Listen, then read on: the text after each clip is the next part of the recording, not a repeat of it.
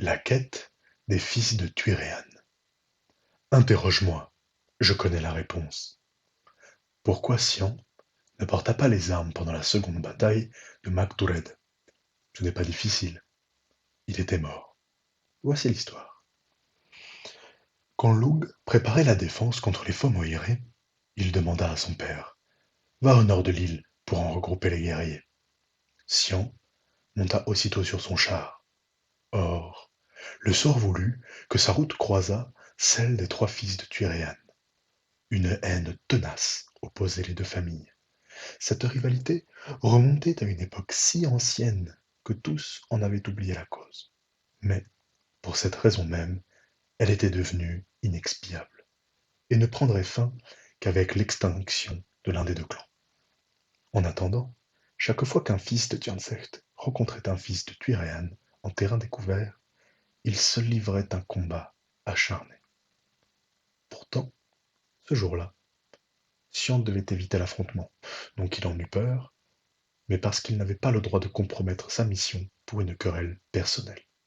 Aussi prit-il la fuite. Malheureusement, les fils de Tuiréan l'avaient reconnu, et ils se lancèrent à sa poursuite. Lâchant les rênes des chevaux, Sian les encourageait. Plus vite! Plus vite! Les pauvres bêtes faisaient leur possible, mais les montures plus fraîches des poursuivants gagnaient du terrain. Soudain, un troupeau de sangliers coupa la route du fugitif.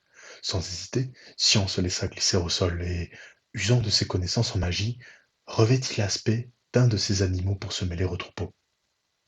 Hélas, la métamorphose n'avait pas échappé à Briand, l'aîné des fils de Tuiréan. Entraînant ses frères, Yushar et Yushabar, il se précipita sur les sangliers. Les pieux le levaient. Comme tous les descendants de Dana, il possédait la science des druides. Aussi surent-ils distinguer Sian des autres bêtes. Ils le forcèrent et le blessèrent à mort. Percé par les trois épieux, Sian tourna le groin vers Briand. Accorde-moi une faveur, dit-il. Laisse-moi reprendre forme d'homme pour mourir. Briand, méfiant, ne se pressait pas d'accéder à la requête. Mais Yushar l'engagea à accepter. Nous sommes trois, il est seul et, de plus, affaibli par ses blessures. Quand bien même il prendrait les armes contre nous, il n'aurait aucune chance. Et Yushabar, de renchérir, ne ternit pas notre réputation en refusant à un mourant la grâce qu'il demande. Soit, céda Briand, quitte l'aspect de cet animal. Or, dès qu'il reprit son apparence humaine, Sian s'adressa à eux en ricanant. Si vous m'aviez abattu quand j'étais un sanglier, qui aurait songé à vous le reprocher? À présent, si vous m'achevez, vous commettez un meurtre. Les trois guerriers, enragés d'être tombés dans ce piège. L'absence de témoins ne les rassurait pas. En ces temps-là, les épées, quand on les dégainait, avaient pour habitude de raconter les actions qu'elles avaient accomplies. Quant aux lances, il n'y avait pas plus bavarde. D'une façon ou d'une autre, Lug ne tarderait pas à connaître les coupables. Qu'à cela ne tienne, s'écria Brian, nous n'emploierons pas nos armes. Sautant de cheval, il ramassa une grosse pierre dont il frappa le blessé.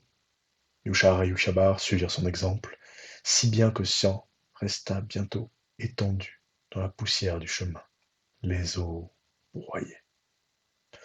La terre était tellement révoltée par ce procédé indigne d'un guerrier que les trois frères durent s'y prendre à 7 fois avant qu'elle consente à recouvrir la dépouille de Sian. À quelques jours de là, Lug, inquiet de ne pas revoir son père, partit à sa recherche. Comme il passait près de sa tombe, les pierres se mirent à parler.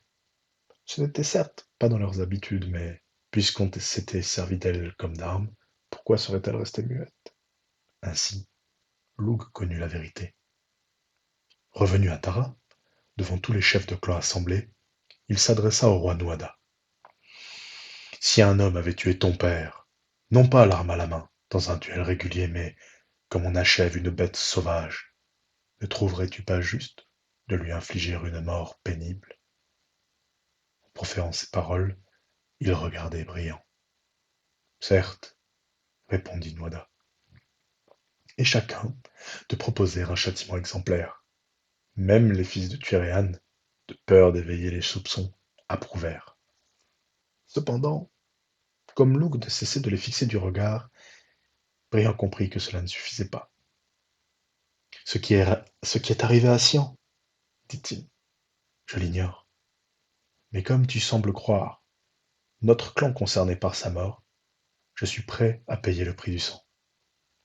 La coutume en ce temps-là était en effet de permettre à un accusé de réparer ses torts pour échapper à la condamnation. Eh bien, dit Nouada en s'adressant à Louk, c'est à toi de décider. J'accepte, répondit Loug. Voici ce que je réclame, pour prix du sang de mon père. 3 pommes, une peau de porc, une lance, 2 chevaux, 7 cochons, un chien, une broche à rôtir et 3 cris. Est-ce tout? Demanda Noada vaguement inquiet. Est-ce que la douleur ne faisait pas perdre la raison à son chef des armées? Ce n'est pas pour moi que je demande ces objets, le rassura Loug. Ils seront utiles dans la guerre qui se prépare contre les Fomoirés.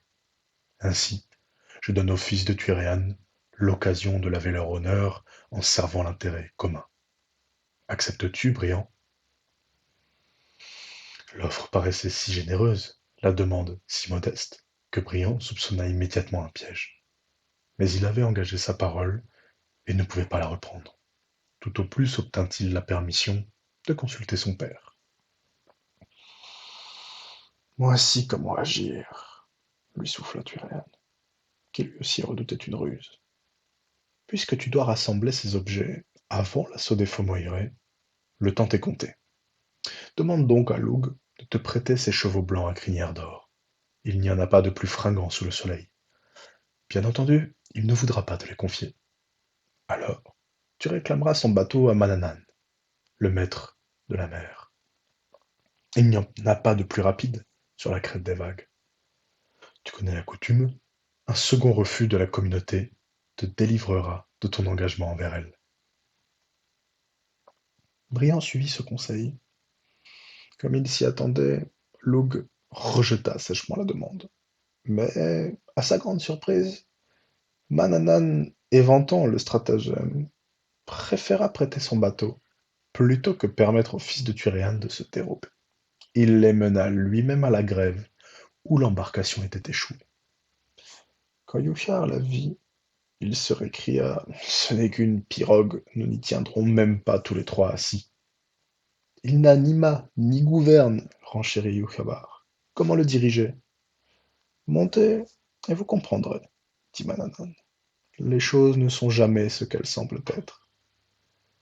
Il s'agissait en effet d'un vaisseau magique, qui grandissait à mesure qu'on le chargeait. Quant à la manœuvre, on ne pouvait espérer plus simple. Il suffisait de lui indiquer la destination pour y être transporté dans l'instant. Heureusement, car Loug confirma les soupçons de Briand en précisant chacune de ses demandes. Ainsi, les pommes, il devait les cueillir dans le verger du roi d'Isberny. Ces fruits avaient le pouvoir de guérir toutes les maladies. Mais si on les jetait à la tête d'un ennemi, il le tuait, avant de revenir dans la main qui les avait lancés. Briand prononça la formule magique. Bateau de Mananan, qui est sous nos pieds, conduis-nous en Isbernie. À peine avait-il proféré ces paroles que le paysage changea. Le navire avait quitté les rives brumeuses de l'Irlande et flottait à présent sous un soleil éblouissant au pied de la haute muraille qui cernait le verger royal.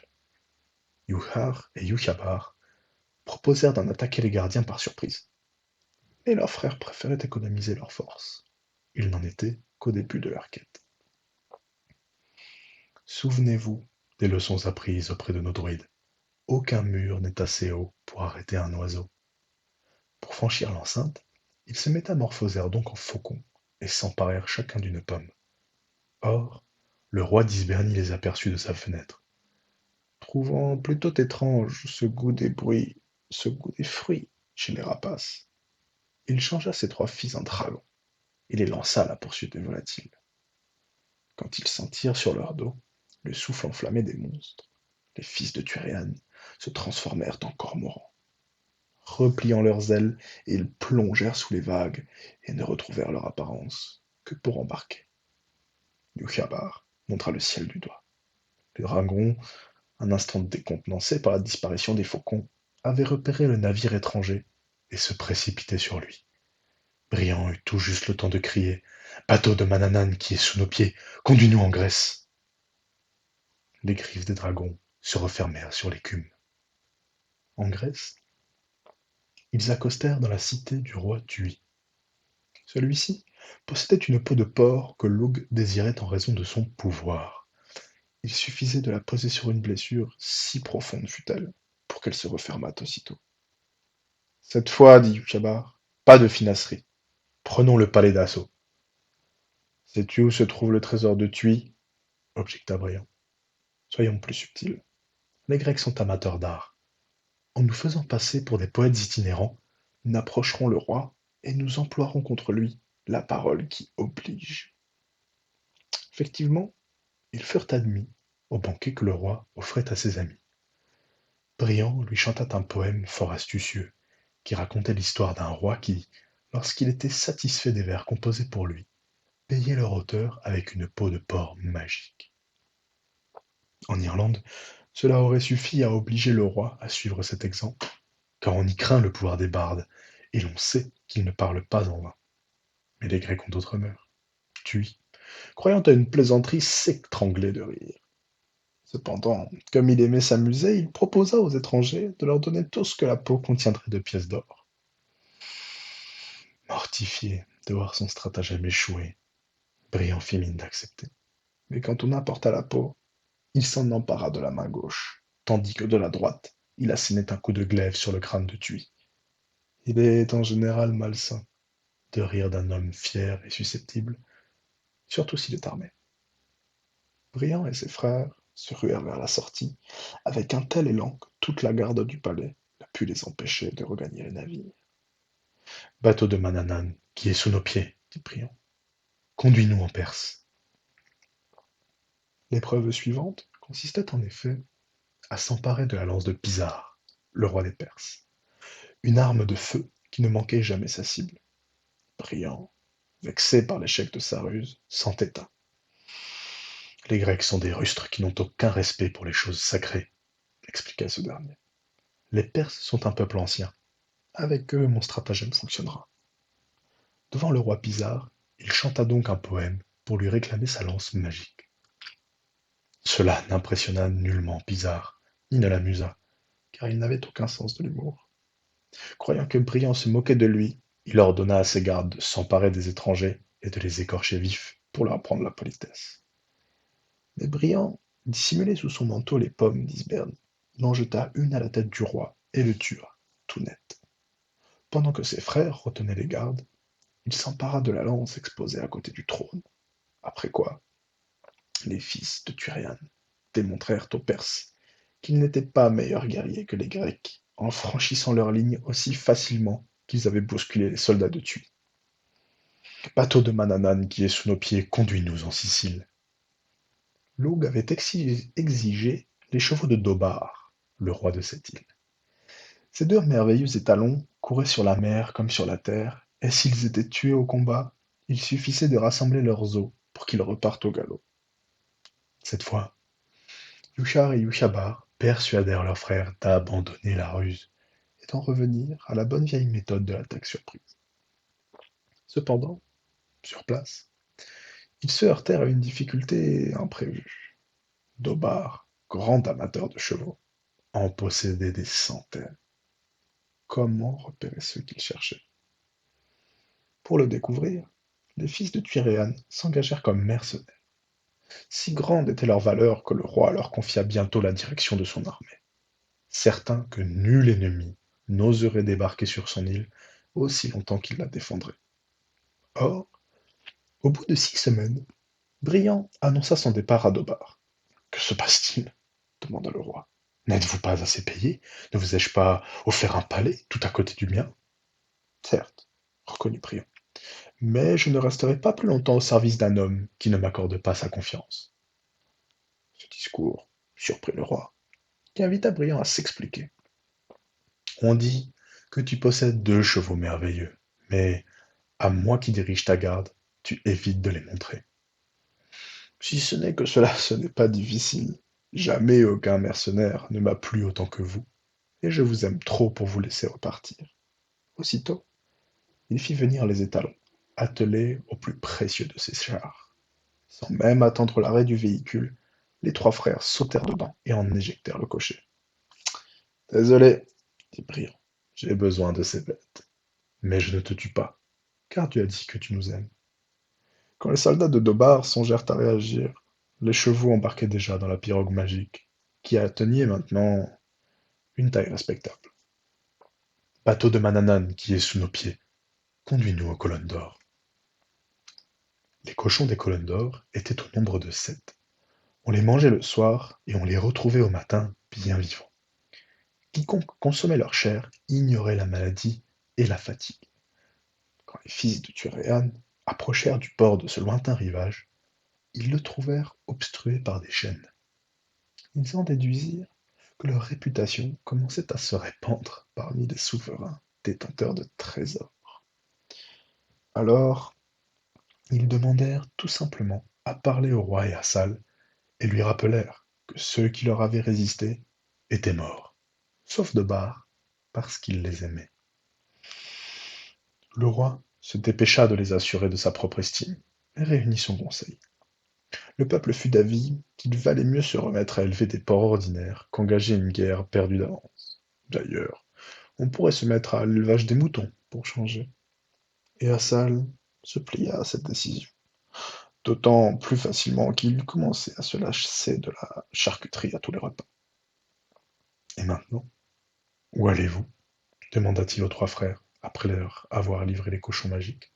J'ai failli Mélis, dont le chien, dit-on, effraie les plus sauvages des bêtes sauvages. Loug veut s'en servir pour affoler les attelages de nos ennemis. Faïmilis est mon gendre, tel que je le connais. Il va vouloir fanfaronner. Par amitié pour moi, soyez indulgents. Je n'aimerais pas que mes petits-enfants deviennent orphelins avant d'avoir l'âge de monter sur son trône. Faïmilis se montra en effet moins avisé que son beau-père. Décidé à résister aux fils de Turéan, il avait dressé les fortifications tout le long de la côte et croyait que cela suffirait à les empêcher de débarquer. Ils lui prouvèrent que non. Briand conduisait le char tiré par les chevaux de Dobar. Yuchar lançait les pommes d'Isberni. Yuchabar maniait la lance de feu. Toute l'armée de Faïmilis se révéla impuissante à les ralentir. En souvenir des Hassal, ils laissèrent la vie sauve à son gendre et se contentèrent de dérober le chien. Pendant ce temps, que se passait-il à Tara? Loug n'ignorait rien des succès remportés par ses ennemis. Dans un sens, il aurait dû s'en réjouir, car il avait un réel besoin des trésors qu'il réunissait. Mais il aurait tout de même aimé les voir humiliés ou, mieux encore, tués. Et la facilité croissante avec laquelle il venait à bout des épreuves l'irritait. Alors il tricha un peu. Il envoya sur les 3 frères un charme pour troubler leur mémoire. Ainsi, Briand oublia qu'il restait 2 épreuves. Croyant la quête achevée, il rentra tout fier à Tara pour présenter ses trophées. En présence du roi Nuada et de tous les chefs de clan, Loug les examina. Briand se rengorgeait, impatient de raconter ses exploits, tandis que Loug procédait à cet inventaire. Mais son sourire se figea quand son ennemi, loin de le féliciter, l'apostropha sur un ton indigné. Tu n'as donc que la moitié d'une parole. Ne t'avais-je pas demandé la broche à rôtir des sorcières de Fioncaïr? Je ne la vois pas. Il est vrai que nul ne sait où se trouve cette île. Tu aurais sans doute trouvé trop difficile de chercher par toi-même. Tu sais te servir de tes muscles, mais quand il s'agit de réfléchir, interloqué. Brian protesta, mais Nuada confirma la demande de Luke. Et ce n'est pas tout, je te rappelle que, une fois cet objet rapporté, chacun d'entre vous devra pousser du haut de la colline gardée par Miokawin un cri assez puissant pour être entendu à Tara. Furieux d'avoir subi un tel affront, les trois frères embarquèrent de nouveau, tandis que Loug rangeait les précieux objets, en riant de son bon tour. Non seulement ses ennemis avaient été ridiculisés, mais encore, ils ne disposaient plus des objets magiques pour les aider à achever leur quête. Bateau de Mananan qui est sous nos pieds, conduis-nous à Fiancaïr. Le navire les mena au beau milieu de l'océan. Ils avaient beau chercher, ils n'apercevaient pas la moindre terre. Hélas, se plaignit Yukar, même l'embarcation magique du maître de la mer ne sait pas nous conduire à cette île. Dans ces conditions, quelle chance avons-nous de la trouver? Évidemment, s'écria Brian. Le bateau ne peut pas ignorer où elle est. Mananan ne cesse pourtant de répéter qu'il ne faut pas se fier aux apparences. Notre tort est de chercher à la surface de l'océan en négligeant qu'il a aussi une profondeur. Sans écouter ses frères qui le suppliaient de renoncer à une entreprise aussi folle, il plongea pour atteindre le fond de la mer. Là, il vit dans une cité de verre une assemblée de femmes d'une beauté surnaturelle, occupées à broder. Au centre du cercle qu'elles formaient, un cochon embroché rôtissait. Émerveillées par le courage dont il avait fait preuve, les sorcières offrirent leur amitié à Brian. Et après qu'il eut passé une nuit avec chacune d'elles, elles le laissèrent repartir, non sans lui offrir l'objet qu'il convoitait. Il ne restait aux trois frères qu'à annoncer leur succès en poussant le cri de ralliement de leur clan au sommet de la plus haute colline d'Irlande. Mais pour cela, il fallait tuer Miocaïn et ses fils, qui en interdisaient l'accès.